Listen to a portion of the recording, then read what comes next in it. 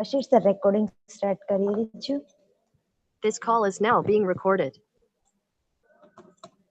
તો આપણે આજનું નિબંધ લેખન કરવાનું છે મહાત્મા ગાંધી, જેનાથી તમે બધા જ પરિચિત છો.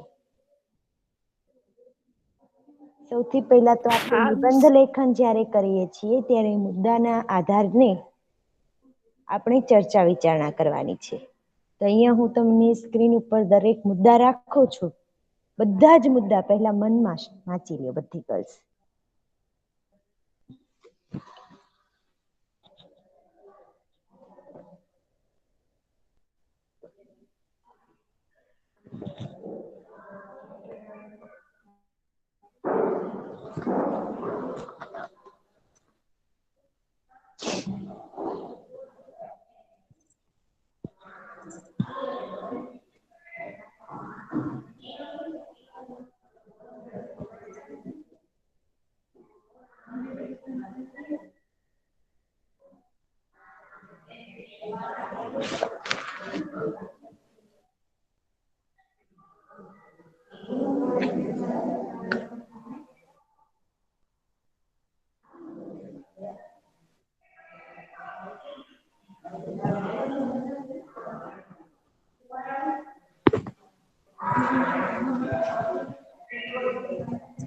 ઓકે ગર્લ્સ, તો આ હતા આપણા મહાત્મા ગાંધીજી નિબંધના મુદ્દા.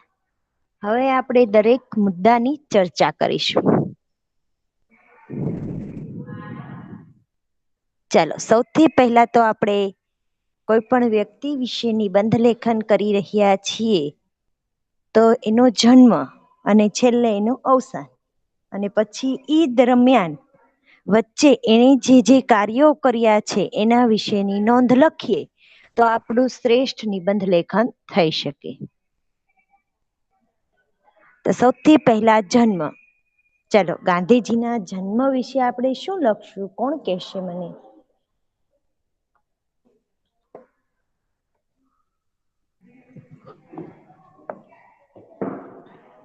એમ મને કહો તો જન્મમાં આપણે શું શું લખી શકીએ?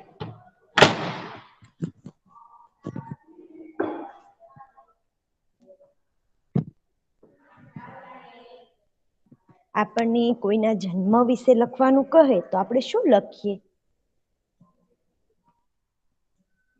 એનો જન્મ ક્યારે થયો હતો એમ. હા, જન્મ ક્યારે થયો હતો. અને બીજું?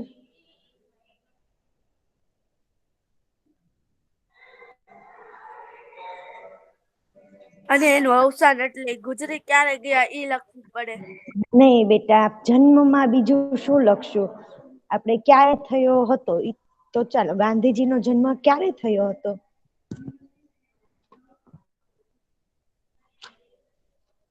2 ઓક્ટોબરે. 2 ઓક્ટોબર. અને સાલ કઈ હતી ભાઈ? કઈ 2 ઓક્ટોબર તો લખાશે નહીં ખાલી. 1869. હા, 1869 થયો હતો, બરાબર. બીજી ગર્લ્સ પ્રેઝન્ટ નથી બેટા? આન્સર કેમ નથી આવતા? તો ભાઈ, ગાંધીજીનો જન્મ છે એનું આપણે સરસ મજાનું વાક્ય બનાવવું હોય તો કેવી રીતના બનશે? કોણ સરસ વાક્ય બોલશે? મિસ, હું બોલો? હા, બોલો બેટા. મહાત્મા ગાંધીનો જન્મ 2 ઓક્ટોબર 1869 રોજ થયો હતો. 1869 બોલવાનું બેટા. હા, સરસ. મહાત્મા ગાંધીજીનો જન્મ 2 ઓક્ટોબર 1869 ના રોજ થયો હતો. હવે ભાઈ, કયા સ્થળે થયો હતો એ આપણે લખવું જોઈએ. કોણ મને કહેશે કે ગાંધીજીનો જન્મ કયા સ્થળે થયો હતો? પોરબંદર. પોરબંદરમાં. હા, તો વાક્ય કોણ બનાવશે સરસ? ગાંધીજીનો જન્મ પોરબંદરમાં થયો હતો. અરે વાહ, સરસ. તો જો જન્મ વિશે આપણને 2 વાક્યો સરસ મજાના લખાઈ ગયા, બરાબર. ત્યારબાદ નવો મુદ્દો શરૂ થાય છે, માતા પિતાનું નામ. તો ભાઈ જો ગાંધીજીનું કઈ નામ ગાંધી નહોતું, બરાબર? તો આપણે અહીંયા એનું પૂરું નામ પણ લખવું પડશે. શું કામ? તો કે ભાઈ ગાંધીજીનું પૂરું નામ શું હતું, સાચું નામ શું હતું, એ આપણને ખબર હોવી જોઈએ. તો ચાલો, કોણ મને કહેશે ગાંધીજીનું પૂરું નામ?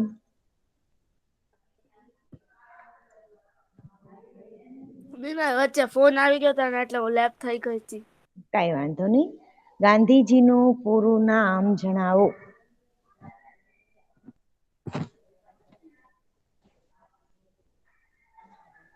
મિસ, એનું નામ મોહનદાસ હતું. મોહનદાસ. પછી એના પપ્પાનું નામ? આપણે પૂરું નામ એટલે શું આવે? પપ્પાનું નામ, સોરી, આપણું નામ, પપ્પાનું નામ અને સરનેમ, એ ત્રણેય વસ્તુ જ્યારે સાથે બોલીએ એને પૂરું નામ કહેવાય. બરાબર ગર્લ્સ? તો મેં તમને પૂરું નામ પૂછ્યું છે, તો કેવી રીતના બોલશો? હું તમને તમારું મોહનદાસ પૂરું નામ કરમચંદ્ર ગાંધી. હા, સરસ. તો શું આવે? વાક્ય કોણ બનાવશે આખું? ગાંધીજીનું પૂરું નામ મોહનદાસ કરમચંદ ગાંધી હતું. સરસ. જો ભાઈ, હવે આપણે દર વખતે ગાંધીજી ગાંધીજી નહીં લખીએ, બરાબર? તેમનું પૂરું નામ મોહનદાસ કરમચંદ ગાંધી હતું. બરાબર? આપણે તેનું, તેમનું એ બધું શું કામ વાપરીએ છીએ? તો કે ભાઈ વારાઘડીએ આપણે કોઈનું નામ ન બોલવું પડે એમ માટે થઈ અને આપણે એવા બધા શબ્દોનો ઉપયોગ કરીએ છીએ. બરાબર ને? ચાલો, હવે એની માતાનું નામ અને એના પિતાનું નામ બોલો.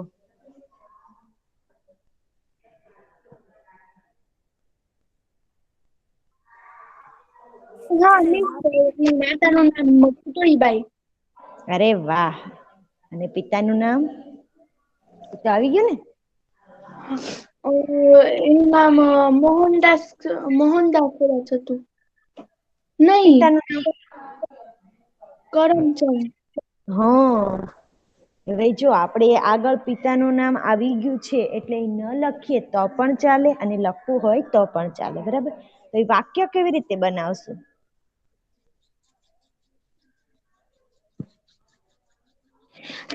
તેમની માતાનું નામ પુતળીબાઈ અને તેમના પિતાનું નામ કરમચંદ હતું. સરસ.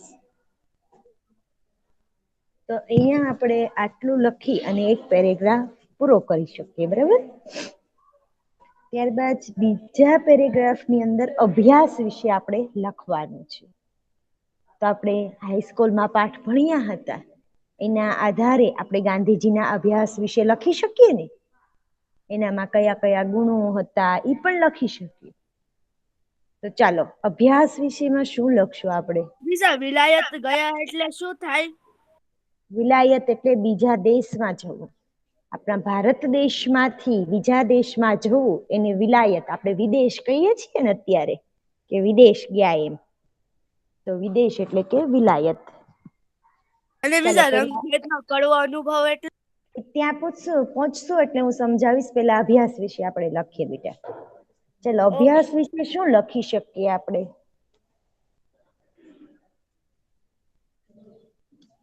મિસ, ઈ દક્ષિણ આફ્રિકા ગયા હતા.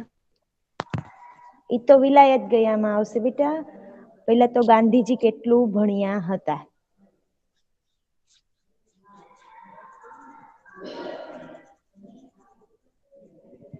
જો ભાઈ, ગાંધીજી જ્યારે નાના હતા ને, આપણે અત્યારે કેમ બધા ટીવીની અંદર સરસ સરસ ફિલ્મો જોઈએ છીએ, એની અંદર નાટકો જોઈએ છીએ, પણ પહેલાના વખતમાં ટીવી નહોતું. એટલે તમે તમારા દાદા દાદીના મોઢે સાંભળ્યું ને, તો ભાઈ બધા લોકો છે ને એ રસ્તા ઉપર અમુક એવા લોકો જ હોય કે જે નાટક ભજવતા. તો ગાંધીજી પોતે પણ નાના હતા ને ત્યારે એને હરિશ્ચંદ્ર નાટક જોયું હતું. યાદ રાખજો હો ગર્લ્સ, આ હરિશ્ચંદ્ર હતો ને એ નાટકમાં, સોરી, હરિશ્ચંદ્ર જે છે ને એ ગમે તેવી પરિસ્થિતિ એની ઉપર આવે છે ને તો પણ કોઈ દિવસ ખોટું નથી બોલતો, હંમેશા સાચું જ બોલે છે. અને એ વ્યક્તિ એવો હતો કે એને જીવનમાં અપાર મુશ્કેલીઓ કદાચ જો એ ખોટું બોલી જાય ને તો એ મુશ્કેલીમાંથી બહાર નીકળી શકે એમ હતો, પણ એ પોતે સચ્ચાઈનો સાથ કોઈ દિવસ છોડતો નથી અને હંમેશા સાચું બોલે છે. એટલે અત્યારે ઘણી વખત આપણે કોઈના મોઢે સાંભળતા હોય, કોઈ બહુ સાચું જ બોલતું હોય ને એમ કે હું ક્યારેય ખોટું ન બોલું, એટલે એમ કે તું હરિશ્ચંદ્ર નો અવતાર લાગે છે. હરિશ્ચંદ્ર એવી વ્યક્તિ હતી કે જે કોઈ દિવસ એને ખોટું આખી જિંદગીમાં ક્યારેય નથી બોલ્યું. હા, આપણે એમ કે ખોટું તો હું નથી બોલતી, પણ આપણે ક્યારેક કોકને બાનું બતાવી દઈએ તો એક પ્રકારનું ખોટું જ બોલ્યા કેવાય ને. કે બહાનું એ વસ્તુ હા કેવી છે, ખોટું બોલવું. તો એ બહાનું બતાવીએ છીએ એ પણ એક પ્રકારનું ખોટું જ બોલીએ છીએ. તો આ હરિશ્ચંદ્ર છે એનું નાટક ગાંધીજીએ જોયું હતું અને ગાંધીજીએ છે ને શ્રવણની વાર્તાઓ વાંચી. શ્રવણ છે એને આજીવન એટલે કે એના માતા પિતા પોતે અંધ હોય છે, એટલે શ્રવણ એના માતા પિતાની સેવા કરતો હોય છે. એના માતા પિતાની સેવા કરવા માટે થઈ એની પત્નીને પણ પિયર મોકલી દે છે, કારણ કે એની પત્ની ના પાડે છે કે એ અંધ છે તો આપણે શું કામ છે, આપણે શું કામ એની સેવા કરવી જોઈએ. તો શ્રવણ છે એ પોતે જીવ્યો ત્યાં સુધી માતા પિતાની સેવા કરી હતી. તો ગાંધીજીએ હરિશ્ચંદ્રની ના નાટકો જોયા હતા, શ્રવણની વાર્તાઓ સાંભળી હતી, એના કારણે ગાંધીજીના હૃદય ઉપર છે ને ઊંડી અસર થઈ હતી. અને આપણે હાઈસ્કૂલમાં પાઠમાં જોયું હતું કે ગાંધીજીને પણ એના પિતાની સેવા કરવી ગમતી હતી અને એના પિતાજીની સેવા કરવા માટે થઈને જ શેમાંથી એને મુક્તિ મેળવી હતી?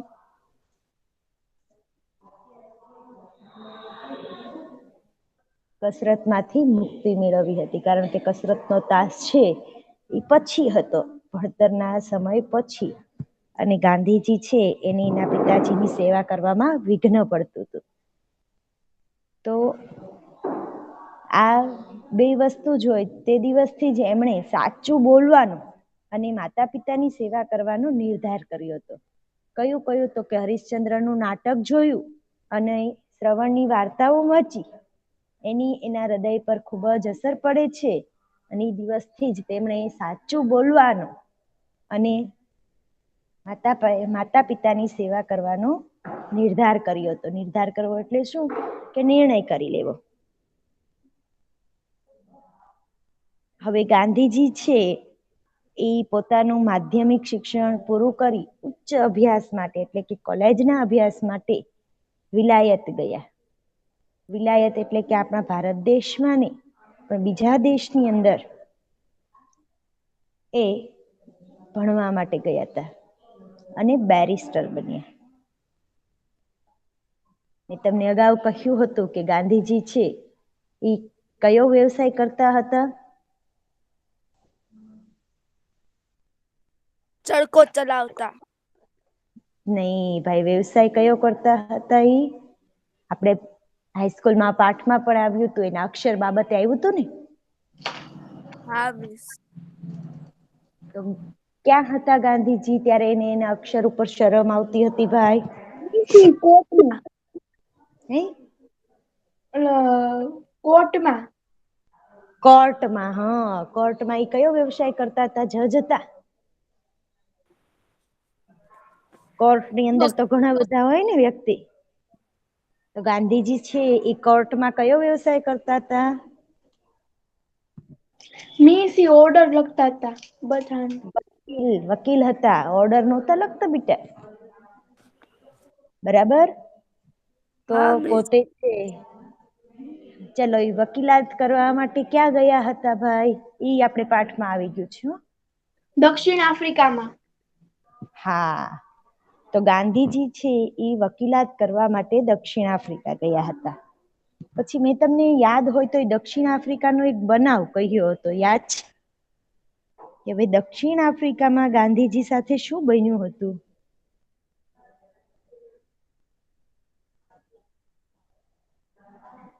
જો ભાઈ પહેલાના સમયમાં છે ને રંગભેદ, હવે ફાતિમા બરાબર ધ્યાનથી સાંભળજો, રંગભેદ એટલે શું? હા મિસ. આપણે જોઈએ છીએ કે દુનિયાની અંદર ઘણા લોકો છે એ એકદમ રૂપાળા હોય, અમુક લોકો કાળા હોય છે.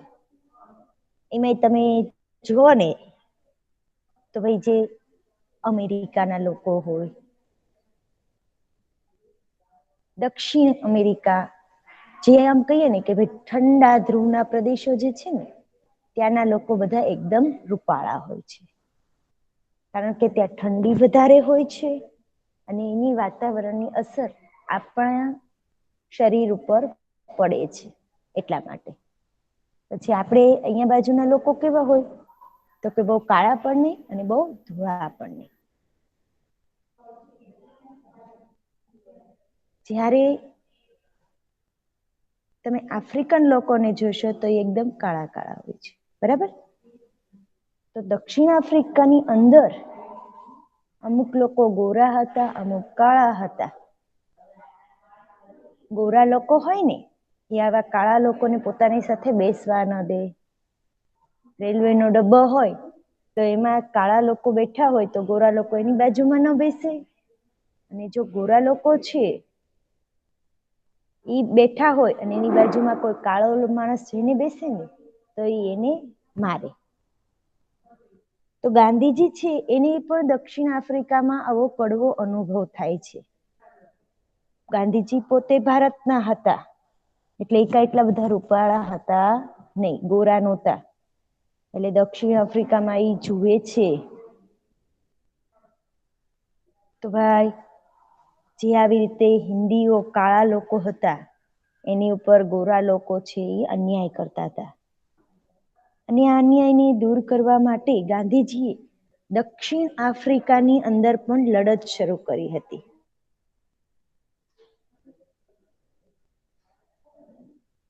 તો ગાંધીજી છે એ મોટા ભાગે કઈ લડત લડતા હતા?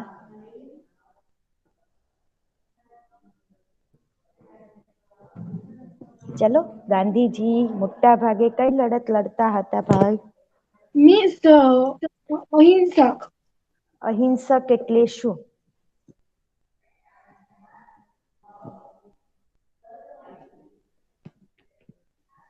મિસ એ નથી ખબર પણ મેં સાંભળેલું છે કઈક એવું કે અહિંસક.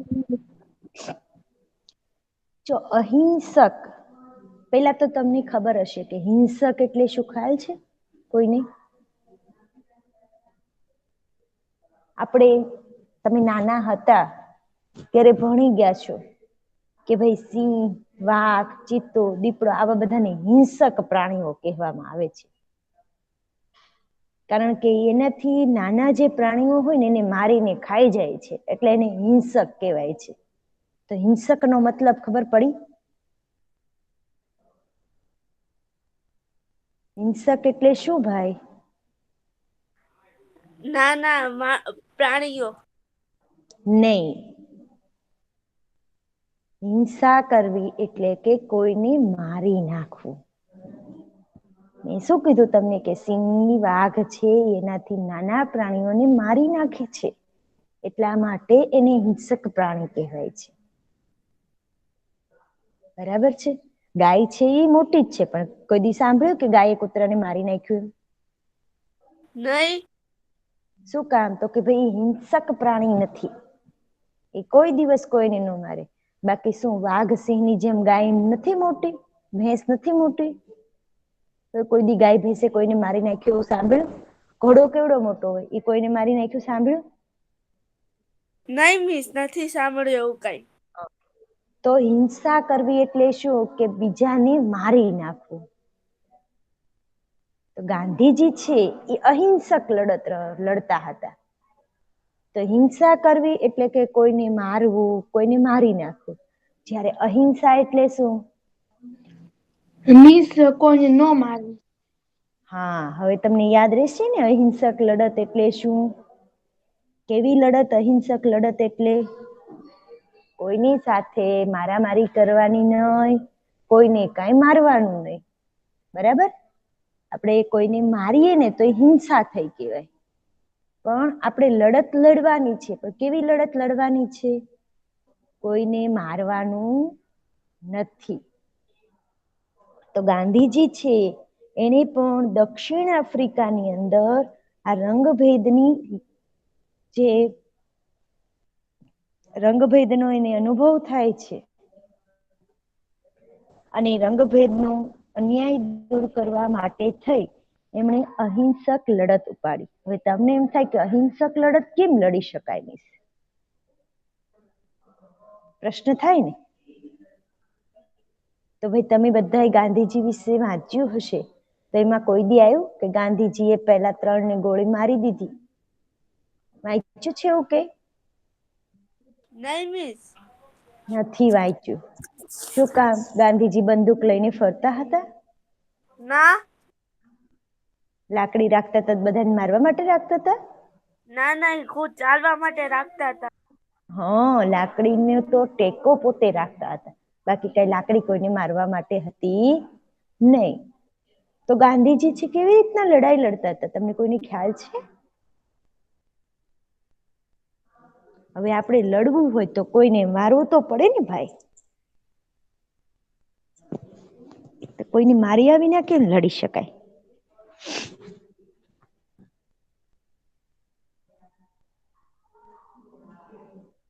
જો ભાઈ તમે સ્કૂલે હોમવર્ક વગર ના આવ્યા હો તો મિસ તમને ઉભા ઉભા હોમવર્ક કરાવે. આજનું હોમવર્ક કાલે 2 વખત લેતી આવજે. તો ઈ કેવી લડત કહેવાય? મિસે તમને અહિંસા, મિસે માર્યું નથી, પણ તમને સાચા રસ્તે લાવવા માટે થઈ અને પનિશમેન્ટ તો આપી ને. પણ કેવી પનિશમેન્ટ આપી છે? અહિંસક.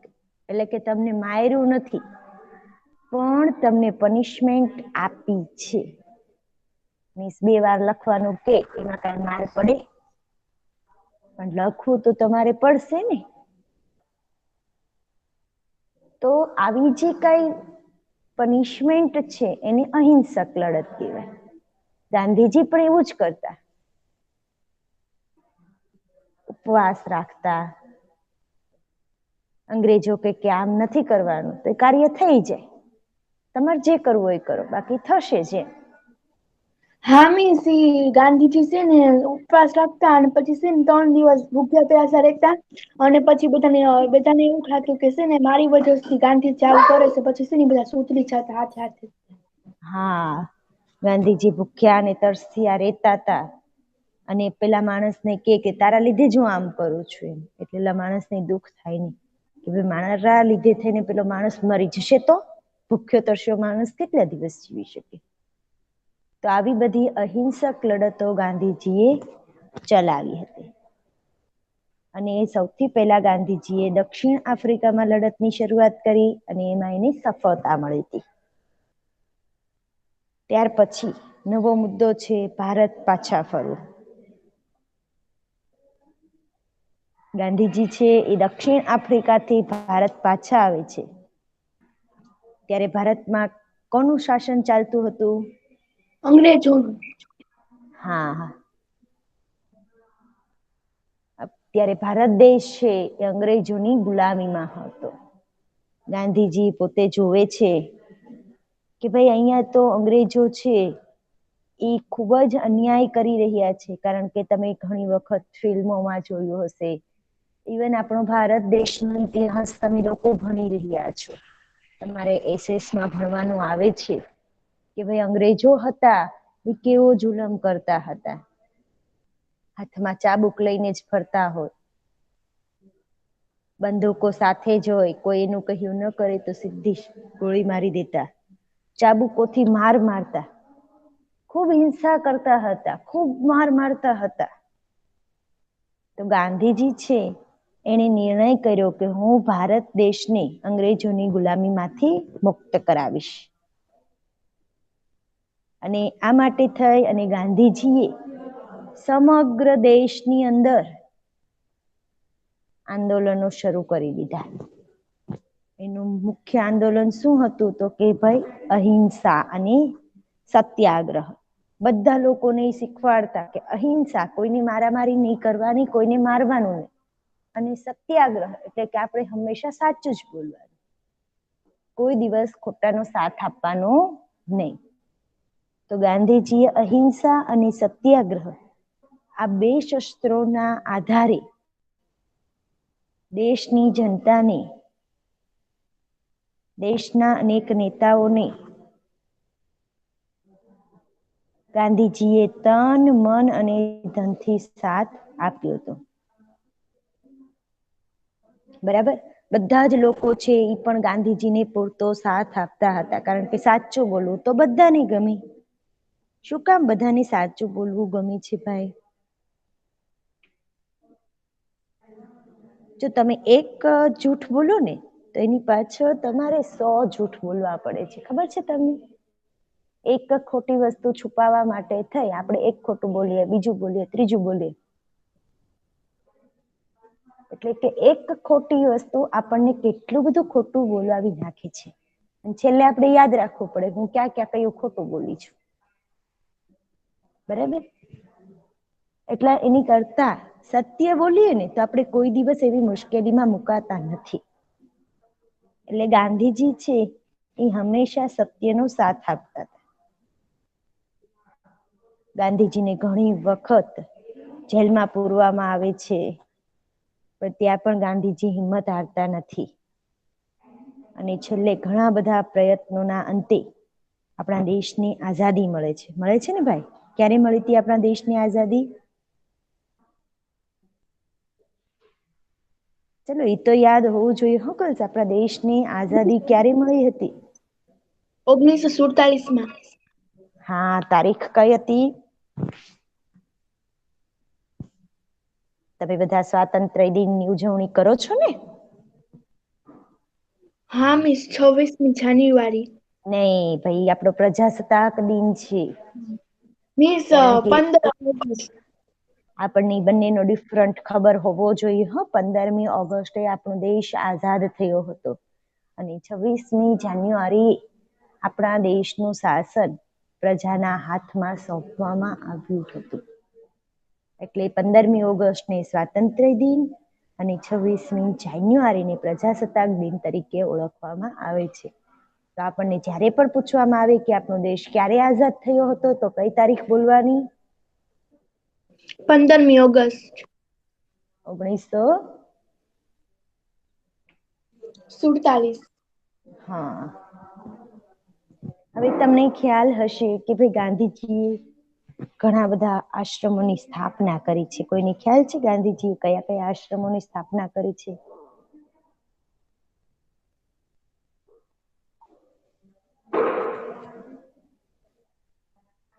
કોઈને ખબર નથી ગાંધીજીએ આશ્રમોની સ્થાપના કરી છે? તમે બધા અમદાવાદ તો ગયેલા હશો. હા મિસ, મેં લાઇબ્રેરીમાં એક બુક લીધી હતી ને તેમાં કરેલું. હા, અમદાવાદ ગયેલા. ખબર છે ત્યાં ગાંધીજી ગાંધીજી અમદાવાદમાં પેલા હા, કોચરબ કઈક એવું કઈક નામ છે. સરસ. અમદાવાદમાં કોચરબ, પછી બીજો કયો એક આશ્રમની સ્થાપના કરી છે? અત્યારે તો અમદાવાદમાં ખૂબ પ્રખ્યાત છે એ આશ્રમ. મિસ, યાદ નથી. કઈ નદી આવેલી છે અમદાવાદમાં? સાબરમતી. હે? સાબરમતી. હા, સાબરમતી. તો ભાઈ ગાંધીજી અમદાવાદમાં પહેલા કોચરબ આશ્રમ, અને પછી અત્યારે છેલ્લે એમણે, એટલે કે મીન્સ કે આપણી આઝાદી પહેલા જ ગાંધીજીએ સાબરમતી નદીના કિનારે આશ્રમની સ્થાપના કરી હતી. ગાંધીજી છે એ પોતાનું જીવન સાદાઈથી વિતાવતા હતા. સવાર સાંજ પ્રાર્થના કરતા. તમને ખ્યાલ છે ગાંધીજીની પ્રાર્થના સભા હતી, એમાં ઘણા બધા લોકો છે એ આવતા હતા. અને એની પ્રાર્થના સભામાં કઈ પ્રાર્થના બોલવામાં આવતી હતી? કોઈને ખ્યાલ છે? હા મિસ, ઓલું કઈ પ્રાર્થના બોલવામાં આવતી? વેંશનો વચન, તો એ વાળું કઈક હતું. અરે વાહ, વેરી ગુડ. જો ભાઈ નરસિંહ મહેતાનું એક ભજન છે, વૈષ્ણવજન તો તેને રે કહે જે પીડ પરાઈ જાણે રે. આ પ્રાર્થના સભામાં રોજ ગાવામાં આવતી, કારણ કે ગાંધીજી છે એને આ ભજન ખૂબ જ પ્રિય હતું કે સાચો માણસ કોને કહેવામાં આવે છે, તો કે જે બીજાનું દુઃખ સમજી શકે છે. તો આવી સરસ પ્રાર્થના છે એ ગાંધીજી રોજ પોતાની પ્રાર્થના સભામાં બોલતા હતા અને દરરોજ રેટીઓ કાઢતા. ગાંધીજીએ પોતાની આત્મકથા લખી છે. શું નામ છે એમની આત્મકથાનું? મિસ સત્યના પ્રયોગો. અરે વાહ! તો ગાંધીજીએ જે આત્મકથા લખી છે એનું નામ છે સત્યના પ્રયોગો.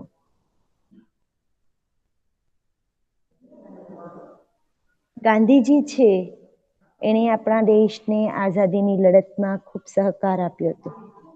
સાથે સાથે તમને ખ્યાલ હોય તો ભાઈ ગાંધીજીના પત્ની હતા ને, એને પણ આઝાદીની લડતમાં ઘણો ફાળો આપ્યો છે. તમને કોઈને ખ્યાલ છે ગાંધીજીના પત્નીનું નામ શું હતું? કસ્તુરીબા હતું.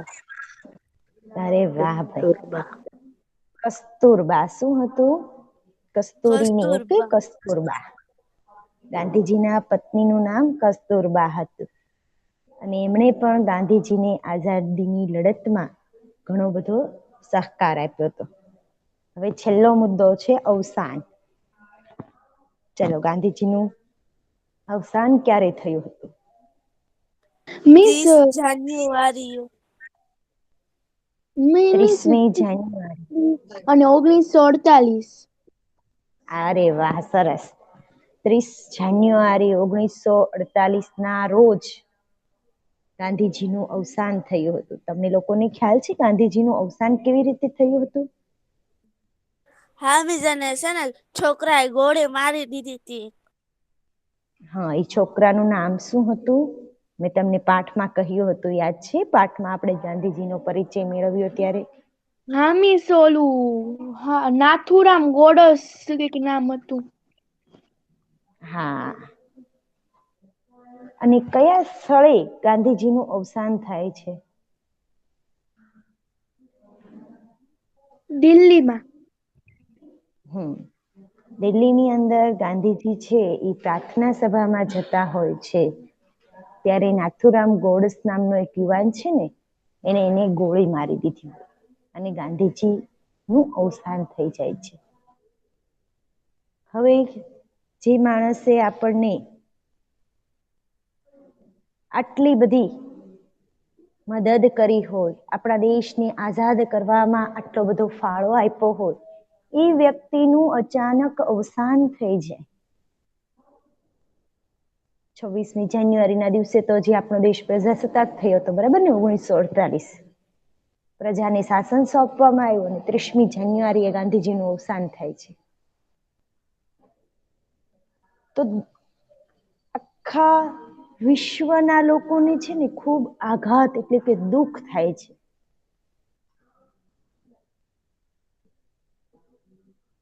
અને ગાંધીજીની સમાધિ હાલ પણ દિલ્હીમાં આવેલી છે, જે રાજઘાટ તરીકે ઓળખાય છે. આ યાદ રાખજો ગર્લ્સ, ગાંધીજીની જે સમાધિ દિલ્હીમાં આવેલી છે ને, એ રાજઘાટ તરીકે ઓળખાય છે. હવે લોકોના હૃદયમાં સ્થાન, એ આપણો છેલ્લો ટોપિક છે. તો ગાંધીજી છે એને દરેક લોકોના હૃદયમાં આદરભર્યું સ્થાન પામેલું છે. લોકો એને માનથી, આદરથી કયા નામે સંબોધે છે? આપણે ગાંધીજીને કયા નામે ઓળખીએ છીએ? મિસ મહાત્મા ગાંધી. મહાત્મા ગાંધી. અને બીજું, આખા રાષ્ટ્રના પિતા તરીકે આપણે એને સંબોધ્યા છે, રાષ્ટ્રપિતા. બરાબર, આપણે એને રાષ્ટ્રપિતા અને મહાત્મા ગાંધી તરીકે આજે પણ યાદ કરીએ છીએ. તો ગર્લ્સ, આ થઈ આપણે ગાંધીજીના નિબંધની વાત. હવે પછીના લેક્ચરમાં જ્યારે આપણે મળીશું ત્યારે આપણે નિબંધ લેખન કરીશું. થોડી પરીક્ષા વિશે ઓકે વાતચીત મિસ. કરી લઈએ. તમને લોકોને મહાત્મા ગાંધીના નિબંધમાં મજા આવી ને? હા મિસ. હા મિસ. યાદ રહેશે ને? પછી હું લખાવીશ ત્યારે સીધું પૂછીશ જ. આજે મેં બધી નાની નાની વાત તમને કરી દીધી છે. હા નિબંધ કહું ને તો મેં તમને કહી દીધો છે, માત્ર તમારે યાદ રાખવાનું છે. હા આમ તો મિસ. યાદ નહીં તો તમે સમજ્યું હશે ને તો તમારે યાદ નહીં કરવું પડે. આજે તમે ખાલી મનથી એક વાર યાદ કરી લેજો કે મિસે શું શું વાત ગાંધીજી વિશે કરી. તો તમને હા ગાંધીજી વિશે કોઈ પણ ક્યારેય પણ પૂછશે ને તો તમે આ ભૂલી શકશો.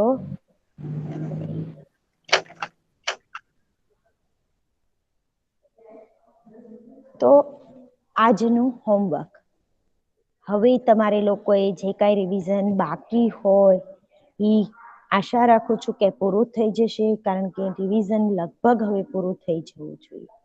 મિસ માર તો પૂરું થઈ ગયું. અને તમે બધા એ પાકું કેટલું કર્યું છે? મિસ હું છે મિસ ને મારી બુક જ ખોવાઈ ગઈ આખી, મેં બધું લખેલું હતું ને તો. બેટા આપણે સ્કૂલે નથી આવતા તોય તું ક્યાં જાય છે તે બુક ખોવાઈ ગઈ? મિસ મેં છે ને બહાર લખવા હાટું મૂકી હતી, પછી છે ને ભૂલાઈ ગયું ને ત્યારથી મળતી જ નથી મને. ક્યારની ગોતું, મમ્મીએ ગોતી તોય ન મળી. જો લ્યો, એક્ઝામ ના સમયે આપણી બુક ખોવાઈ જાય, હે ફાતિમા? એમની સ્કૂલે આવતા હોય